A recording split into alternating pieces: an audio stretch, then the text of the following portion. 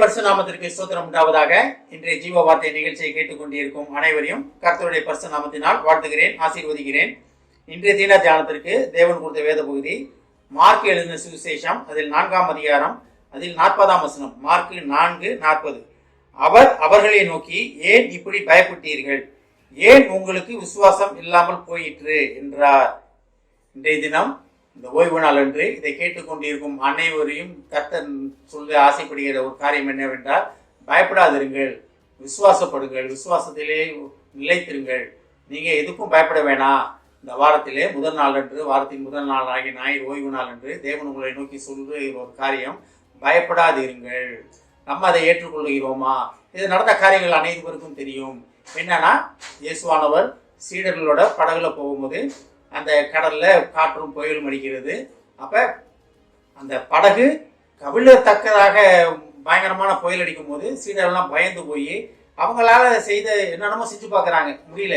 ஏன்னா பேதுரு, மீனவராகிய பேதுருவும் அவரோட தொழிலே கடல்ல இருக்குதுதான். அவரும் இவ்வளோ போராடி பார்த்துட்டு முடியல அப்படின்னோட ஓடியாந்து இயேசுவை எழுப்புகிறார்கள்.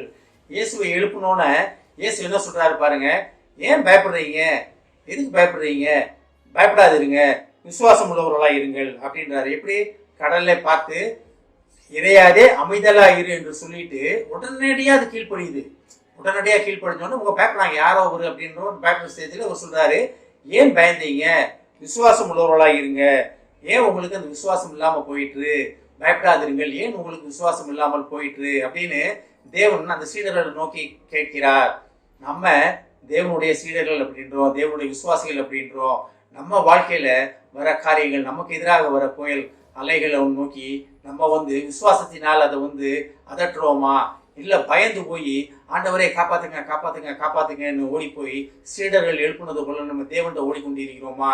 நம்மளுக்கு இதை கேட்டுக்கொண்டது விசுவாசிகளாகிய உங்களுக்கு சகலவித அதிகாரம் கொடுக்கப்பட்டிருக்கிறது. வானத்தின் கீழே சகல அதிகாரத்தால் நிரப்பப்பட்டிருக்கிறீர்கள். நீங்க எதுக்காகனா தேவனுடைய ஆவியால் நிரப்பப்பட்டு இருக்கிறீங்க. எதுக்காகனா உங்களுக்கு எதிராக வர காரியங்களை நீங்கள் உடை தெரிவதற்காக. எப்படி உடைக்க முடியும்? விசுவாசத்தினால். தேவனுடைய ஆவியானவர் எனக்குள் இருக்கிறார், எனக்கு அந்த வல்லமையை கொடுத்திருக்கிறார், சகல அதிகாரமும் எனக்கு கொடுக்கப்பட்டிருக்கிறது. வானத்தின் கீழே சகல அதிகாரமும் எனக்கு கொடுக்கப்பட்டிருக்கிறது. உண்மையிலே கொடுக்கப்பட்டிருக்கிறது. சகோதர சகோதரிகளே, நம்ம தான் அதை விசுவாசிக்கிறது கிடையாது. நம்ம தான் விசுவாசிக்காம நம்ம ஒவ்வொரு காரியத்துக்கும் தேவன்கிட்ட ஓடிக்கொண்டிருக்கிறோம். தேவனா சர்வத்தையும் உண்டாக்கின தேவன் தன்னோட படகிலே பிரயாணம் பண்றதை அவங்க அறியாம ஓடி போய் அவரை திருப்பி எழுப்புறாங்க. ஏன் இப்படி ஆயிடுச்சு அப்படின்னு. அதேதான் தேவன் நம்மளோட பிரயாணம் பண்ணி கொண்டிருக்கிறார். வாழ்க்கை என்னும் படகிலே நம்மளோட தேவன் பிரயாணப்பட்டு கொண்டிருக்கிறார். தேவன் உங்களுடனே இருக்கிறார், உங்களுக்கு முன்னால் இருக்கிறார், உங்க பக்கத்தில் இருக்கிறார், அருகாமையில் இருக்கிறார். உங்களை சுற்றி ஆவியானவரோட வல்லமை இருக்கிறது. அப்ப தேவன் ஆவியானவர் உங்களுக்கு உடனே இருக்கும் பொழுது, தேவன் உங்களுக்கு உடனே இருக்கும் பொழுது நீங்க எதுக்கு யாரை கண்டு பயப்படுறீங்க? இதற்கும் பயப்பட தேவையில்லை.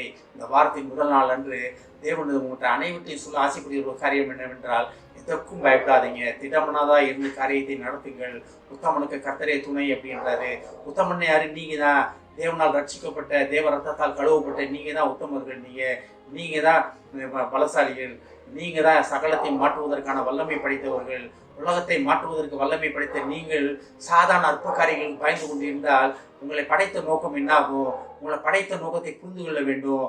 ஆனால் தான் பவுலடிகளார் சொல்கிறார், நீங்க இந்நேரத்தை போதகர்களாக இருக்க வேண்டிய நீங்கள் இன்னும் பால் உண்ணக்கூடிய குழந்தைகளாக இருக்கிறீர்கள் வருத்தப்பட்டு சொல்லுகிறார். அதாவது நம்மளுக்கு வயதை கூட்டிக்கொண்டே போகிறது. ஆனா இன்னும் படைக்க விட்டு எதிர்க்காம நான் தவழ்ந்து கொண்டே இருப்பேன், சிறு பிள்ளை போல இருந்து கொண்டே இருந்தோம்னா அதுக்கு தேவனா பொறுப்பு.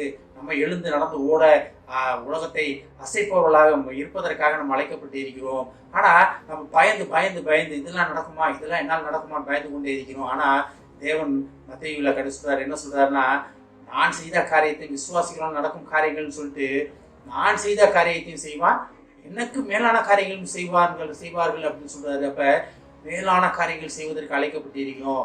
சாதாரண தடைகளை கண்டு நம்ம சோர்ந்து விடக்கூடாது. ஆனால் தான் ஏன் பயப்பட்டீர்கள்? ஏன் பயப்பட்டீர்கள்? உங்களுக்கு விசுவாசம் இல்லாமல் போயிட்டு அப்படின்னு 2000 வருடங்களுக்கு முன்பாக படகுல சீடரோட இருந்த தேவன் இன்றைக்கு உங்களை நோக்கி கேட்கிறார், ஏன் பயப்படுறீங்க? ஏன் உங்களுக்கு விசுவாசம் இல்லை என்று. உங்கள் விசுவாசம் எங்கே இருக்கிறது? உங்கள் விசுவாசம் எங்கே இருக்கிறது? நம்ம ஆராய்ந்து பார்ப்போம். பயத்தினாவை எடுத்து போட்டுவிட்டு எழும்பி நடப்போம், எழும்பி பிரகாசிப்போம். அதற்காகத்தான் தேவ அழைப்பை புரிந்து கொள்ள வேண்டும். நம்மளை குறித்து, உங்களை குறித்து என்ன அழைப்பு, தேவன் என்னை எதற்காக அழைத்தார், பேர் சொல்லி எதற்காக அழைத்தார் புரிந்து கொண்டோம்னா தேவன் உங்களை கொண்டு வல்லமையான காரியங்கள் செய்வதில் வல்லவராக இருக்கிறார். ஆமென். ஜெபிப்போம். எங்களை அதிகமான அன்பின் பரலோக பிதாவே, கர்த்தாவே, நாங்கள் பயப்படாமல் விசுவாசத்தில் பலமுள்ளவர்களாக இருக்க எங்களை அழைக்கிறீர் ஆண்டவரே. ஏஸ்தாமனே, உமது அழைப்பை அறிந்து கொண்டு அதன்படி செயல்பட எங்களுக்கு உதவும் ஆண்டவரே. வழிநடத்தும் அப்பா. இதை கேட்டுக்கொண்டிருக்கும் ஒவ்வொரு விசுவாசியும் ஆசீர்வதிக்கிறோம் அப்பா. ஒவ்வொரு குடும்பத்தையும் ஆசீர்வதிக்கிறோம் ஆண்டவரே. குடும்பத்தில் உள்ள பயத்தின் ஆவியை முதல் நாமத்தினாலே சுட்டரிக்கிறோம் ஆண்டவரே. ஏஸ்தாமனே, அவர்கள் விசுவாசம் உள்ளவர்களாய் எழுப்பி பிரகாசிக்க உதவி செய்யும் ஆண்டவரே. ஏஸ்தாமனே, விசுவாசத்தின் ஆவியால் ஒவ்வொரு குடும்பத்தையும் நிரப்புகிறோம் ஆண்டவரே. வழிநடத்தும் அப்பா. ஆசீர்வதிக்கிறோம் அப்பா. இயேசுவின் மூலமாய் கேட்கிறேன் நல்ல பிதாவே. ஆமென். கர்த்தர் உங்களை ஆசீர்வதிப்பாராக.